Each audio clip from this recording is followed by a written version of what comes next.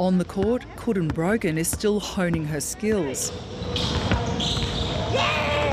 But off it, she's had to master the complex systems managing her health.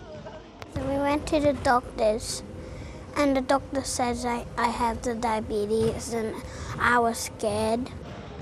The 6-year-old was living in the remote Arnhem Land community of Gumbalanya when she was diagnosed with type 2 diabetes last year. Before that, there was no sign she was sick. We went into the clinic and just did a blood test and they just said do further tests and came back confirmed she does have diabetes. Worryingly, Kudin's far from alone. New research analysing data from public health clinics has revealed 1 in 150 young people across Northern Australia are affected by type 2 diabetes. That's 10 times higher than previously reported. And the highest rates were in Central Australia, where it was 1 in 70 young people, and in young women's, kind of 15 to 24-year-old women in Central Australia, it was 1 in 35 of those young women were affected by type 2 diabetes. Researchers say the issue needs to be treated and funded like the crisis that it is.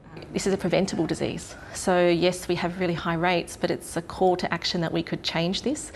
If we don't change it, there are big implications for future complications. Our government is spending an enormous amount of money on what we call the complications of diabetes, which is the far end being the heart attacks and the kidney dialysis and amputations. Whereas investment in preventing diabetes and in managing diabetes will ultimately save money. They're shocking statistics that Kudin's mum believes would spark urgent action from all levels of government if it were reported in a different cohort. If this same type 2 research was done in urban, it would be a big campaign drive.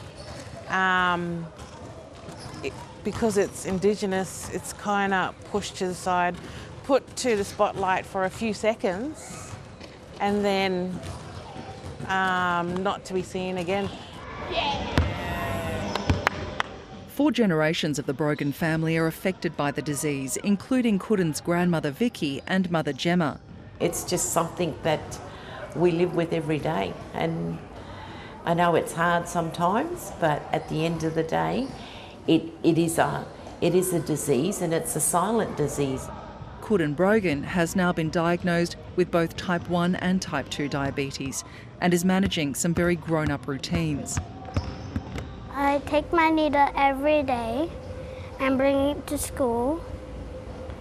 Then I get my needle in my belly, then I get medicine.